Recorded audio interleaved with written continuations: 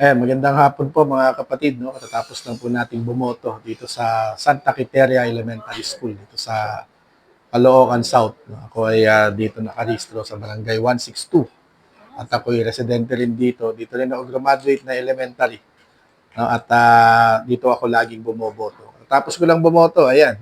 Ayan, para alam niyo sino binoto ko. Ayan. Yeah? And then, of course, no, minomonitor din natin yung ilang mga eskwelahan online sa buong Pilipinas. No? Andun ako sa office no, ng TDC at ako'y hindi nag-serve sa election ng anumang official capacity. No? At doon po tayo sa ating monitoring. No? At kasama po natin doon sa online yung ating mga DESO, EB at support staff no, ng mga teachers no, sa buong bansa. At kasama natin yung LENTE, Legal Network for Truthful Elections, na nandun sa kanilang tanggapan naman sa Quezon City. So, yung mga questions ng technicalities, legal, ay doon po natin ibinabato sa LENTE. At sumasagot naman sila doon sa group. In fact, kasama ko ngayon yung ating isa sa pinaka mabait na principal sa balat ng Caloocan City, no, na nakaboto na rin. No? At alam ko sino binoto niya, binulong niya sa akin kanina. No?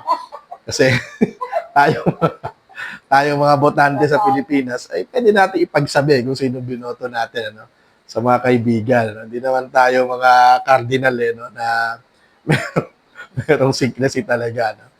Ayan, si Ma'am Jo Navarro. Ma'am, bati ka muna sa mga Hello, good afternoon po. miyembro natin sa buong Buong bansa. Pilipinas. Ayan. Dito po kami sa Santa Quiteria Elementary School.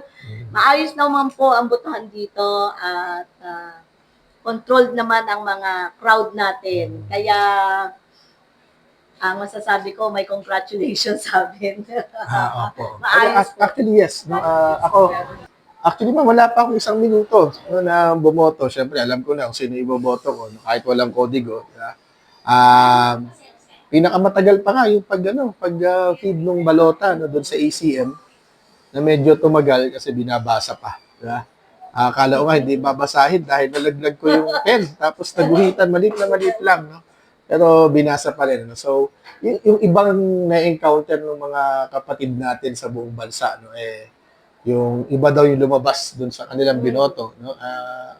Paniniwalaan ko rin kasi maraming nagsasabi ng gano'n, no? Meron po tayong mga gano'n, po. Ang unang report sa atin, Caloocan High School, no?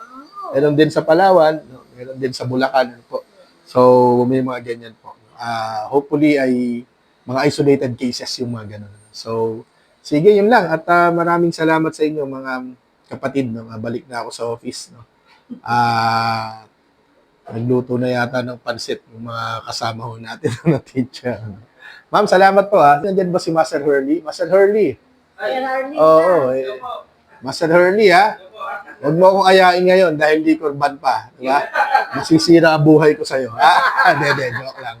Thank you po. Thank you.